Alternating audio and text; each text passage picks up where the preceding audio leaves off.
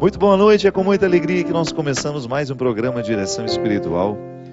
Lembrando através dessa música do meu querido amigo Eugênio Jorge, que no momento de muita unção, de muita inspiração, compreendeu bem o significado dessa parceria entre Deus e nós. Eu sei que às vezes a palavra parceria pode nos soar estranha, né? Nós não estamos acostumados a pensar Deus como nosso parceiro.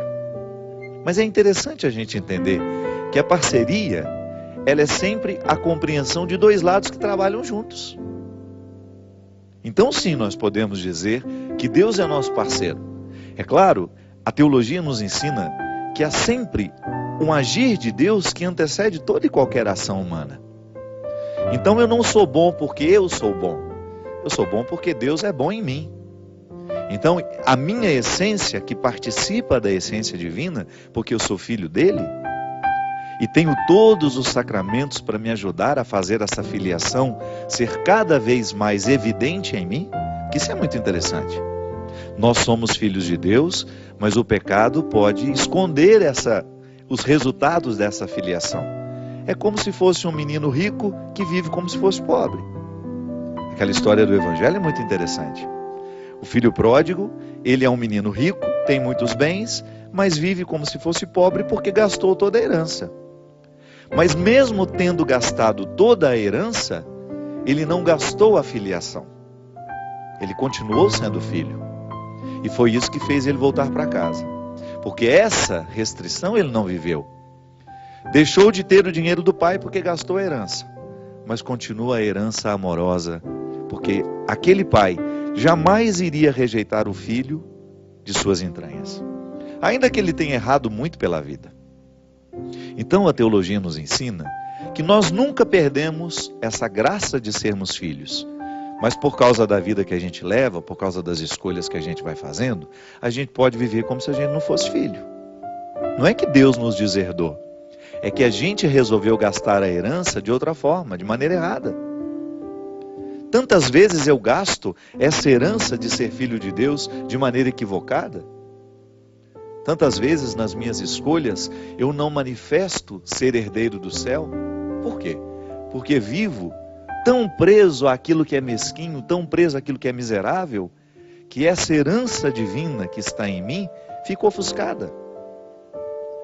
E o Eugênio, quando ele se inspirou para fazer essa música, ele estava justamente motivado pelo conceito de parceria, que é: Deus é infinitamente superior a mim, Deus é infinitamente maior, mais capacitado em tudo o que na vida eu posso considerar humano, mas Ele não despreza a minha atitude, Ele não despreza o meu esforço. Então Ele se antecipa com sua graça em me dar condições de amar alguém. Mas aquele amor humano do dia a dia, sou eu que vou fazer o esforço para viver. Não é um milagre que não tenha a minha participação.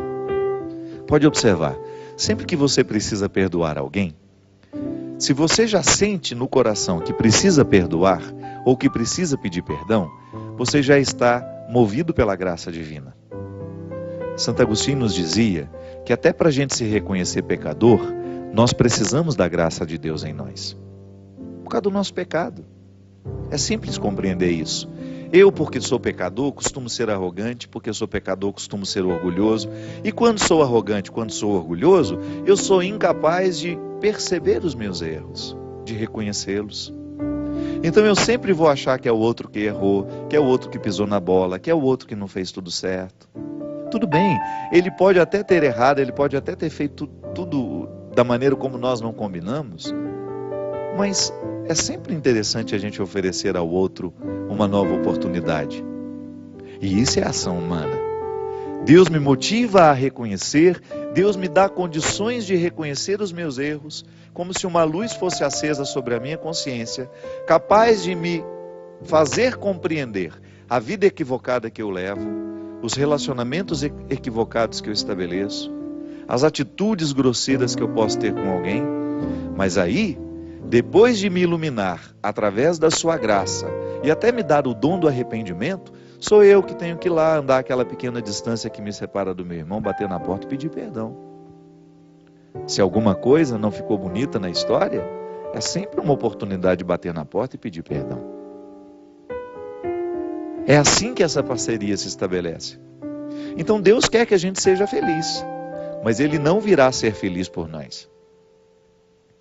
Ele não vai mexer nas peças do quebra-cabeça da nossa vida. Ele vai apenas nos motivar a mexer nas peças. Porque senão, minha gente, Ele faria tudo por nós, e não é assim. Uma educação madura não permite que o outro faça tudo por nós.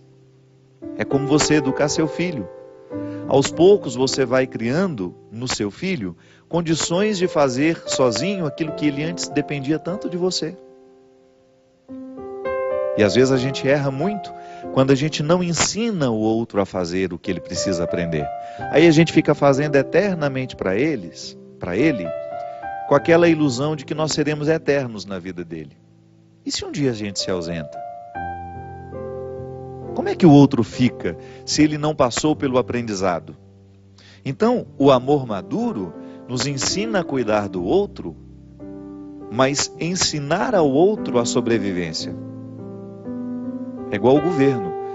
Nós achamos bonito que o governo esteja preocupado com os pobres, que o governo seja capaz de criar um sistema que retire essas pessoas da pobreza.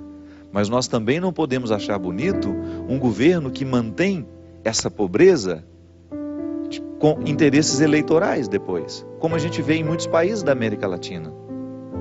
É bonito a gente ver um governo diminuir a cada ano o índice de pobreza porque favoreceu aquelas pessoas a oportunidade de aprenderem um trabalho, de viverem um processo educacional que capacitasse essas pessoas a terem um emprego melhor. Não é assim que a gente quer um Brasil? Não é assim que o mundo fica melhor? Quando a gente é motivado a recrutar os nossos recursos e não receber tudo de graça. Não. O amor, o cuidado faz com que a gente queira cada vez mais que o outro supere os seus limites. Os governos deveriam agir assim em relação aos pobres. Dar aquilo que falta e no momento em que dá aquilo que falta, dá um pouco a mais, que é condições de superar para que depois aquelas pessoas trabalhem e que com dignidade possam viver as suas vidas. É assim que a gente quer o Brasil, é assim que a gente quer o mundo, cada vez mais capacitado para que as pessoas tenham condições de fazer por elas mesmas e não ficar esperando que o governo seja um eterno doador da vida que a gente precisa ter. Deus faz a mesma coisa. Se o pai que ama o filho faz isso com ele, de suprir as necessidades, mas ao mesmo tempo em que supre as necessidades básicas, ensina aquela criança a buscar depois, por suas próprias forças, o que lhe é necessário, Deus não vai fazer diferente com a gente. Por isso que a música fala: se eu sou fiel no pouco, Ele me confiará mais. Se sou fiel no pouco, Ele me confiará mais. Se sou fiel no pouco, meus passos guiará. Se sou fiel no pouco, Ele me confiará mais. Se sou fiel no pouco, meus passos guiará. Olha como é interessante isso. Como é que a gente é fiel a Deus nas pequenas coisas? Se hoje Deus acendeu no meu coração uma luz para me incomodar com alguma coisa, digamos que hoje eu tenha identificado que eu estou tratando mal a Teca, que é a pessoa que cuida de mim. Se hoje de repente eu tivesse sido iluminado por Deus, volto a dizer como no início, não sou eu que sou capaz de perceber por mim mesmo, é a graça de Deus agindo em mim que me mostra que eu erro. Já é a ação de Deus em nós quando nós percebemos que erramos. Aí eu começo a olhar para o meu jeito de tratar a Teca e vou fazer um compromisso comigo e com ela. Eu vou minimizar tudo aquilo que me faz tratar de maneira errada a Teca. E eu vou ser fiel àquilo a que me comprometo. Minha gente, é impressionante como Deus faz grandes milagres em nós quando nós oferecemos a Ele pequenas atitudes. Pequenas atitudes geram grandes milagres. É igual a pequena disciplina. Se eu preciso emagrecer, eu tenho que estabelecer todos os dias uma pequena disciplina para mim, que não muda a minha vida. Meu médico, um grande amigo, que até faleceu, vítima de um câncer, meu querido Ítalo Defines, morreu jovem ele. Ele me dizia sempre, não é a dieta de um dia que nos emagrece, e não é o exagero de um dia que nos engorda. É a falta de disciplina. É isso que retira a saúde do nosso corpo. É isso que faz a gente acumular as gorduras desnecessárias e nocivas para o nosso organismo. Quando eu não tenho a disciplina de olhar para o meu dia e de proporcionar esse grande milagre que é a minha saúde através de uma atitude, eu não posso acreditar em milagre. Eu só tenho o direito de acreditar no milagre que eu ajudo a contribuir.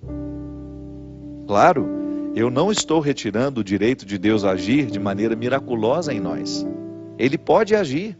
Pode ser que eu não tenha feito nenhum esforço e a graça foi derramada sobre mim. Ele age como e quando quiser. Eu estou falando é que na regra da vida, Deus não dispensa o esforço humano. O milagre grandioso, nossa meu Deus, aquilo é a exceção. E eu não tenho o direito de ficar esperando a exceção. Eu tenho que fazer o meu esforço diário para que esse milagre que passa pelas minhas atitudes seja possível. Eu acho que Deus fica tão feliz, né? Quando Ele percebe que nós estamos cuidando das pequenas coisas. Que nós estamos honrando a nossa parceria com Ele. Que nós não estamos sendo relapsos com a nossa saúde. Da mesma maneira como um pai fica feliz vendo o filho se cuidando. Quando o pai fica feliz sabendo que o filho não está se drogando. Quando ele não está optando pela vida que mata. Pelo estilo de vida que mata. Deus se alegra da mesma maneira. Eu acho que quando Ele me vê lá de manhã, abrindo a palavra dEle, procurando alguma palavra aqui, algum texto, alguma parte deste texto que me oriente, que me torne uma pessoa melhor, é claro que Ele se alegra. E Ele multiplica as graças pequenas, as minudências do cotidiano, que vão sendo ampliadas à medida em que eu sou fiel no pouco. É igual está aqui, ó, um pouco do que a gente está dizendo, né? A árvore e os frutos, o coração e as palavras, que está no Evangelho de Mateus. Ou a árvore é boa e o fruto bom, ou a árvore é má e o fruto mau. E portanto, pelo fruto que se conhece a árvore. Víboras que sois, como podeis falar coisas boas sendo maus? A boca fala daquilo de que o coração está cheio. Como é bom fazer coisas boas, sair de seu tesouro que é bom. Quem é bom faz isso acontecer. Mas quem é mau faz sair coisas más de seu tesouro que também é mau. Olha que interessante isso. Como é que nós vamos acumulando este tesouro que pode ser bom ou pode ser mau? É através daquilo que nós vamos escolhendo viver. Aqui, Jesus está dizendo que a pessoa que é má, na sua natureza, sabe quando a pessoa vai ficando má, ruim? Quando ela vai fazendo parcerias com as coisas ruins da vida. Porque nós não nascemos maus. A própria filosofia já dizia isso. O homem é bom, o homem nasce bom, o meio é que o corrompe. O meio é que o estraga. O que é o meio? São as influências que eu tenho, são os amigos que eu levo para minha casa, são as pessoas que eu permito que tenham influência sobre mim. Esse é o meu meio. E é este meio que pode me estragar, ou é este meio que pode me salvar. Então, se eu estou fazendo escolhas ruins, é bem provável que eu esteja tendo um tesouro mau. Então fica muito difícil eu, tendo um tesouro mau, querer oferecer coisas boas aos outros. Por isso que ele disse que pelo fruto se conhece a árvore. Se o fruto não está bom, a doença não é só do fruto, é de quem está produzindo aquele fruto. Num outro evangelho também ele fala das vinhas que estão doentes e que não produzem mais frutos. Não é? Não é assim? Lembra-se daquilo? Que ele chega e fala, essas vinhas estão necessitadas de uma vida nova, né? Por quê? Porque não estão produzindo mais frutos. A figueira também, lembra da história da figueira? Que já não produzia há muito tempo. Como é que nós sabemos que uma árvore está doente? Quando você percebe que os frutos dela não estão sendo satisfatórios, não estão sendo saborosos, não é assim? Veja bem, o vinicultor é aquele agricultor responsável por administrar a saúde da vinha. Então, se as uvas estão bonitas, o vinicultor será sempre o responsável pela beleza das uvas. Por quê? É o trabalho dele. Ele administrou um conhecimento que o fez perceber, através da observação, se aquele pé de uva, a vinha, se aquela árvore está saudável ou não. Ele observa as folhas, ele observa o tronco, ele observa as raízes. E ele sabe se aquela vinha está saudável para depois produzir frutos. E onde é que ele vai agir? No momento em que ele cuida do sintoma que aquela folha está expressando. Não é assim? O vinicultor é o especializado, é o agricultor especializado em perceber a aparência da vinha e saber se ela está doente ou se ela está saudável. Minha gente, a mesma coisa é com a gente, em se tratando de vida espiritual. Mas quem nos observa para dizer se nós estamos doentes ou não? Quem é que percebe se os nossos frutos estão de acordo com aquilo que a gente pode produzir ou não? Somos nós mesmos. Nós somos os vinicultores da nossa vida espiritual. Nós somos os primeiros responsáveis pela maturidade espiritual que temos ou pela imaturidade espiritual que temos. Os outros que estão ao nosso redor podem nos ajudar. Mas é a honestidade diária que nos faz prestar atenção nos frutos que nós estamos produzindo, que vai nos dar condições de agir diretamente no nosso jeito de ser, para a gente modificar essa produção. É por isso que Deus não trabalha na mentira. É por isso que Deus não pode agir num coração mentiroso. Porque se falta a honestidade, como é que Ele vai agir em nós? Se eu não reconheço que os meus frutos estão ruins, como é que Ele vai agir em mim? O primeiro passo é eu ter a humildade de perceber e de reconhecer que o meu jeito de viver não está produzindo coisas boas. Que as minhas palavras não estão edificando. Que as minhas palavras não estão engrandecendo a vida do outro, né? Que a minha palavra não tem sido conselheira. Que a minha palavra tem sido diabólica, porque corta no meio. Minha palavra é fofoqueira. A minha palavra é de maledicência. Toda vez que eu abro a boca é para falar mal de alguém. Toda vez que eu abro um assunto é para falar mal da vida de uma pessoa. Isso é fruto. Você começa a perceber se aquela pessoa está saudável por dentro com aquilo que ela fala. Presta atenção no que você anda falando. Presta atenção nos assuntos que lhe agradam e você vai ter condições de perceber a maturidade da sua vida espiritual ou a saúde da sua vida espiritual. Sabe por quê, minha gente? Se a gente não faz a poda na hora certa, da mesma forma como o vinicultor poda a vinha no momento certo, ela vai adoecer. Nós precisamos ter a sabedoria de perceber onde é que nós precisamos podar, o que é que nós precisamos adubar em nós. O que é o adubo dessa vida espiritual? É você criar a disciplina de fazer todos os dias. Então, se você não tem o hábito de rezar com a Sagrada Escritura, começa a ter. Isso é uma maneira que você tem de adubar a sua vida espiritual. E a poda é o quê? Começa a tirar da sua vida aquilo que você sabe que te prejudica espiritualmente. Aquele programa de televisão que ao invés de fazer bem, te faz mal. Aquela leitura que ao invés de fazer bem, te faz mal. Aquela rede social que às vezes, ao invés de provocar coisas boas em nós, só provoca coisas ruins. Ter a coragem de dar uma tesourada, sabe?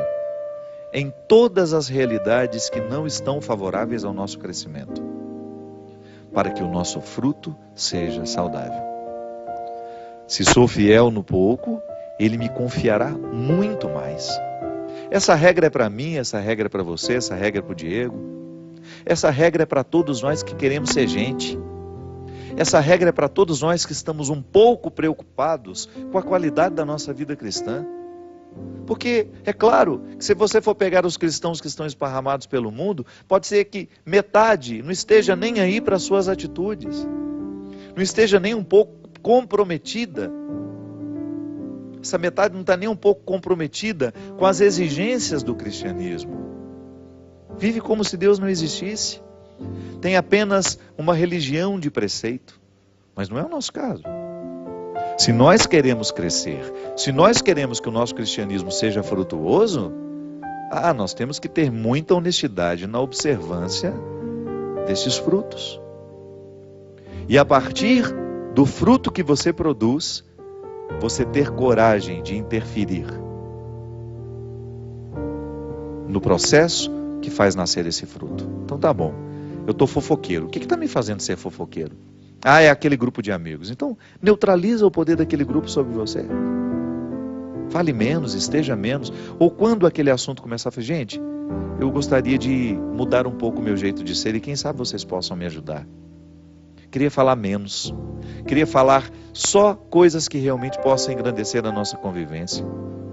Vamos mudar um pouco os nossos assuntos. Vamos falar de coisas que nos agreguem, que nos façam bem. Ali, você está interferindo de maneira direta na produção dos seus frutos. Isso é uma responsabilidade, minha gente, que nós não podemos abrir mão. Isso é determinante para que o nosso cristianismo seja frutuoso ou não. Não podemos abrir mão da oportunidade de melhorar a produção das nossas palavras, a produção das nossas atitudes, a produção dos nossos pensamentos. Porque o tempo todo eu estou pensando, o tempo todo eu estou falando, e isso precisa ter qualidade. A gente precisa prestar atenção na qualidade do que a gente pensa. A gente precisa prestar atenção na qualidade da nossa palavra. Será que a minha palavra está engrandecendo alguém? A gente precisa prestar atenção na palavra que a gente escreve. Porque tudo isso é fruto, e tudo isso nos expõe, tudo isso é testemunho ou contra-testemunho do nosso cristianismo. Deus é o nosso parceiro nessa história. Quanto mais a gente for fiel àquilo que Ele nos oferece, muito mais Ele vai nos oferecer para que a gente continue trilhando esse bonito caminho da maturidade espiritual. Se sou fiel no pouco, Ele me confiará mais. Se sou fiel no pouco, meus passos guiará. Se sou fiel no pouco, Ele me confiará mais. Se sou fiel no pouco, meus passos guiará. Nós vamos para um rápido intervalo e a gente volta já já.